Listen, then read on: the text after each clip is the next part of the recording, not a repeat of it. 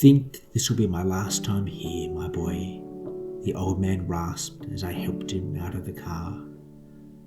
My hand held his frail hand, the other under his arm as I swung him around into the rented fold-out wheelchair. The muscle that used to wrap his body now gnawed away by this sickness, this illness. I rearranged the warm beanie on his hairless head and tucked the knitted blankets that his late wife made around his chest. I ignored his prediction, focusing instead on his immediate comfort. "Do you need any pain relief?" I pulled the day bag off the back seat. "No, but you're welcome to some," he responded with that old sparkle in his eye. I suspected it was the strength of his mind that kept him going, well past what his body should have endured. The front wheels of the wheelchair rattled across the car park as southerly blusters whipped across our exposed faces. I expected to hear an anecdote from his past, a story from Kosciuszko or those cold nights in the Alice. "This cold," he wheezed, "reminds me of... where was I?" He regaled a story of cold unimaginable. We perched at a semi-sheltered table overlooking the sea.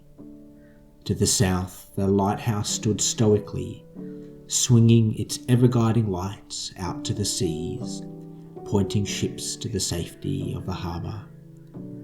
To the north, the rugged cliffs, the edge of the Great Divide, tumbled into the sea with permanent violence.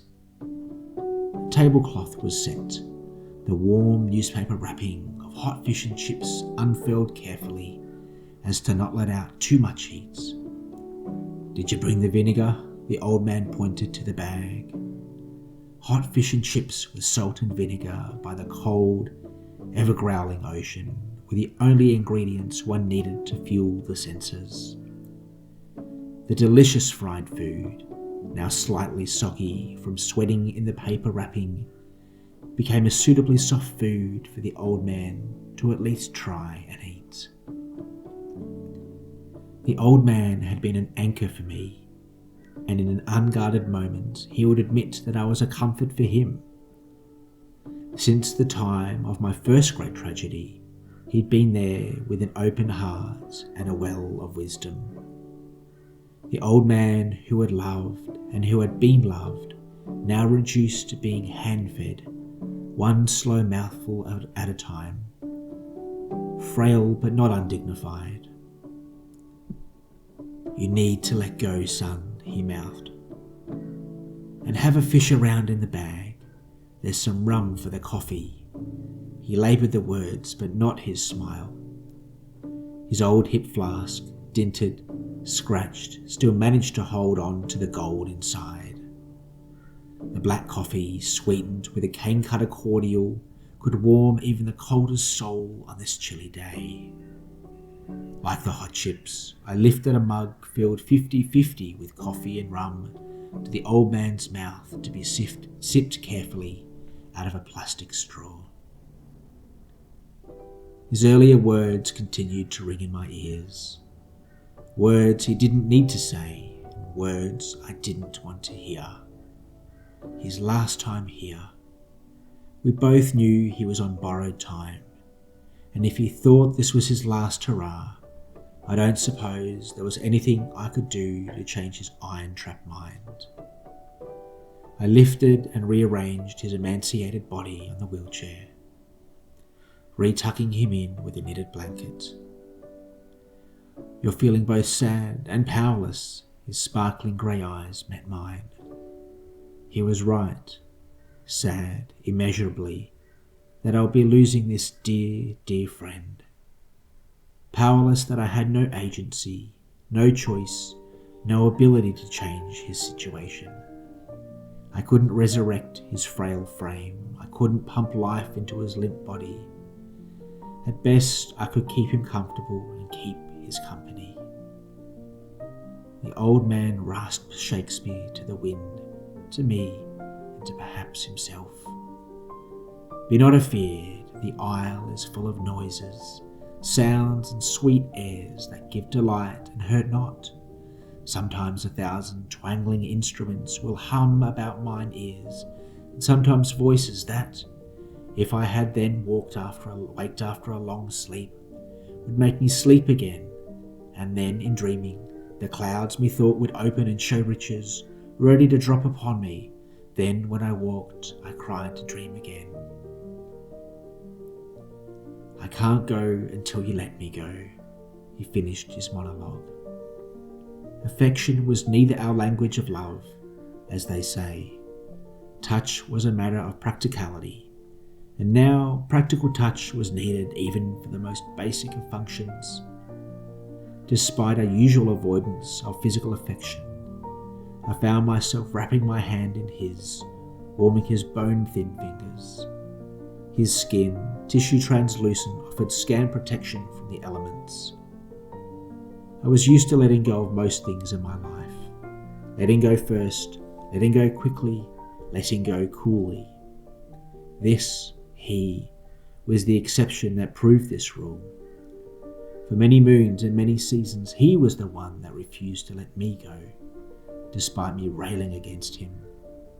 He was the constant, pulling me into line, picking me up when I fell, smiling with pride when I achieved almost anything. He sat as I read from the book out loud. He'd read it several times over, knowing much by heart. The words of the prophets and the saints, that epic story of redemption of the lost. In times gone past, he would tell me to pause after almost every line, expounding his knowledge of the text, adding some anecdote, relieving a time or a place where he'd preached about it. Now, though, his spirit simply soaked in the words, perhaps for the last time on this earth. With the little strength he had, he nodded and hummed a short muffle of agreement, like he saw each word in his head before I read. I held the book in one hand and held his hand in another, stopping only to make a little more conversation, make him a little more comfortable. Feeling a wince through his hands, I offered him pain relief yet again, this time his tired eyes agreeing. 2 tablets, he wheezed out as I pushed 2 white pills out of the blister pack. He struggled to swallow each with a sip of water, and I prayed that sometime soon this pain would yield. I know this isn't correct theology. I put down the book mid-sentence. But don't forget to give her a hug for me when you see her. A small smile lifted from the left side of his lip, nodding his head in a short, stiff movement. The morphine started to hit the right spots, and he struggled to keep his 90-year-old eyes open. They'd seen so much, and he had hope for what was on the next dawn. I angled his chair perpendicular now to the coast. It was always what he loved to do before we left. This time, though, I knew we'd be leaving in different directions. Me back to my car in the poorly designed council car park. Him being received with open arms to a voice saying, "Well done, good and faithful servant." He had a knack of pushing me to do things just before I was ready, or forcing my hand to face a fear or to make a change. His timing was rarely mine. His time was always on time, though. For once, perhaps, it would be good for me to face the fear first and let go. I only had to loosen my already loose grip on his hand for him to give back a brief squeeze on mine, then release. And then he was released.